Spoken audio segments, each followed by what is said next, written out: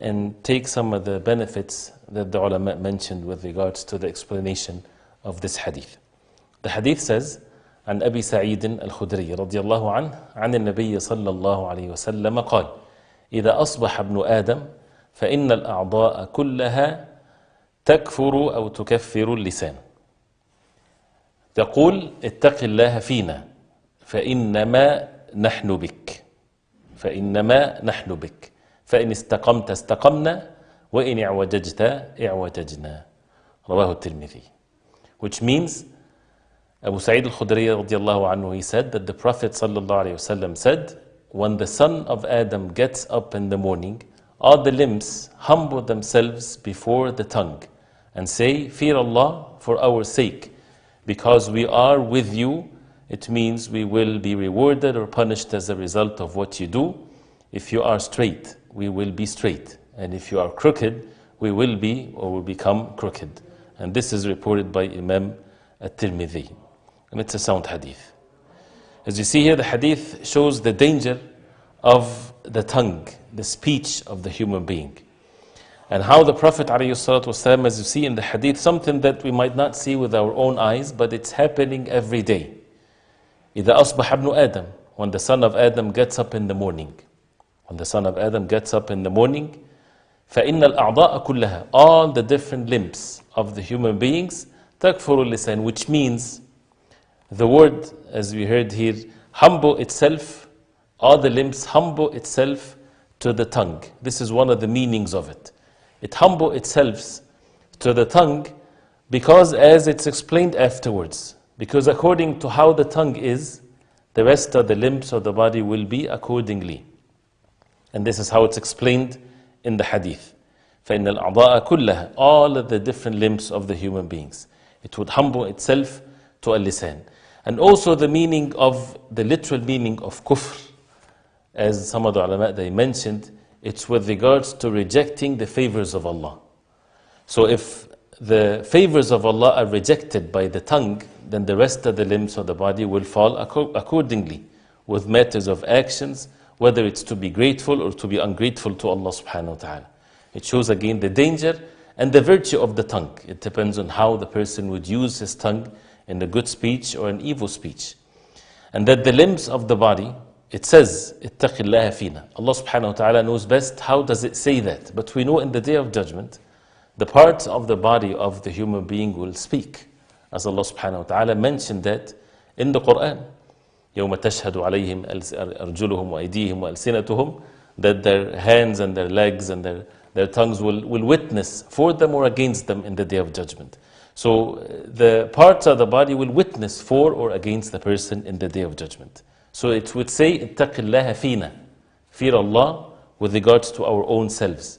Be dutiful to Allah means fear Allah subhanahu wa ta'ala with regards to our own selves, so that you don't get us into the punishment of Allah subhanahu wa ta'ala. فَإِنَّمَا نَحْنُ بِكَ, we are basically by how you are. The different parts of the body is by what the tongue says. فَإِنِ اسْتَقَمْتَ اسْتَقَمْنَا, if you're steadfast, we will be steadfast. If you're straight, we will be straight. وَإِنِ اعْوَجَجْتَ, if you're crooked, if you're bent, we will be accordingly, will become crooked too. One of the great meanings to get from this hadith is, which is related to another hadith, and it has the same word of istaqamta and istaqamna. If you're straight, we will be straight. There is an authentic hadith from the Prophet ﷺ, reported by Imam at-Tirmidhi also, that the Prophet ﷺ said, in the meanings of which, that لَنْ يَسْتَقِيمَ إِيمَانُ عَبْدٍ حَتَّى يَسْتَقِيمَ قَلْبُهُ, that the iman of a slave of Allah would never be straight and steadfast unless the heart is straight and steadfast. وَلَنْ يَسْتَقِيمَ قَلْبُهُ حَتَّى يَسْتَقِيمَ لِسَانُهُ, and his heart would never be straight unless his tongue is straight. So as if, when you put these two hadiths together, as if the limbs of the body basically, why are they urging the tongue? Because what is meant by the false speech and what the tongue says is the heart. And once the heart is corrupted, then the entire body is corrupted. You see here the relationship, it's a very important one to understand. Because many people, they think that their speech is not even counted as part of their actions. in which it's actions in itself. And also they don't pay attention to the fact that whatever we say, the heart is affected by it. And what is meant by the whispers of shaitan to get the person to say words in anger or to say words of evil, what is really meant by this is the heart of the person, to corrupt the heart. So there's a direct relationship between the corruption of the tongue and the corruption of the heart. And once the heart is corrupted, the rest of the body, the limbs of the human beings is corrupted. And this is how the hadith is explained in the light of the other hadith. And that's how the deen of Allah subhanahu wa ta'ala and the wahy from Allah, the Quran, and the sunnah of the Prophet ﷺ, one explain the other in a beautiful way of basically putting our hands into the subject, into the ailment, into the disease. We get to know what's in our hearts by the revelation from Allah subhanahu wa ta'ala, so that when we are warned really from the danger the way it is, the reality of things, not just some nice words to make us scared of something or hope for something, but really this is a reality. So as you see here, the tongue, what does a person say would affect one's heart, and if the heart is affected, then the iman is affected, which is the entire purpose of our life. So this is something that is happening every day. Allah subhanahu wa ta'ala knows best how exactly it happens, but the Prophet ﷺ informed us of this. And that's why we have to guard our tongue. And if a person focuses on guarding his tongue, that means he's guarding his heart. That means he's guarding the rest of his body from falling into what is haram. And how that the limbs of the person would say, فَإِنَّمَا نَحْنُ بِكَ, we are according to how you are. If you're good, we will be good. If you're bad, we will be bad. فَإِنِ اسْتَقَمْتَ اسْتَقَمْنَا, if you are straight. How can the tongue be straight? Is to say what is straightforward. Is to be upon what is straightforward. Is to be upon the steadfastness on the deen of Islam. Not to do the things that Allah subhanahu wa ta'ala forbade, which is part of these chapters, one of which is al-ghiba. Not to backbite a Muslim. Of course, there are many things that the tongue can say which is falsehood. The words of disbelief. If a person says the words of disbelief, curses, or say something that is false beliefs, this is all kinds of major crookedness to the tongue, and it shows basically what's in the heart. Because the tongue is like a spoon that takes from the heart whatever is in it, whether it's good or evil. And also when it comes to the relationship or the rights of Allah subhanahu wa ta'ala with what a person say, and also the rights of other individuals in our life, whether it's a closer relative or someone that is far away from us, or even the enemies. That means we have to fear Allah subhanahu wa ta'ala and to know what to say and how to say things in the proper time, in the proper way, and also to forgive and to pardon one another when someone would say something to us that we might not like and things of that nature. We have to pardon, because the shaitan, if we know that the shaitan, his focus on what we say, especially when people are angry, for example, or in state of joy, especially with the relationship between husband and wife, we have to be extremely careful. When a person is angry, shaitan is working on us to say evil words, because that can harm and cause scars to their relationships and things like that. But a person knowing that, he should guard his tongue and also pardon others. That's why the ulama, they say, especially when it comes to the relationship between husband and wife, one of the principles that people should agree upon when they're getting married, basically, that once there's an argument, and everybody has arguments in their life, but when there's an argument, when there's anger, do not remember anything that is said in the argument. After the matter is over, don't linger over what has been said when a person is angry.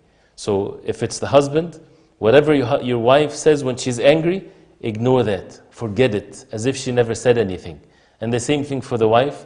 If your husband said something when he's angry, forget of everything that he said. This is opposite to what many people they say. They say the truth comes out when you're angry. This is absolutely wrong. The shaitan is helping the person.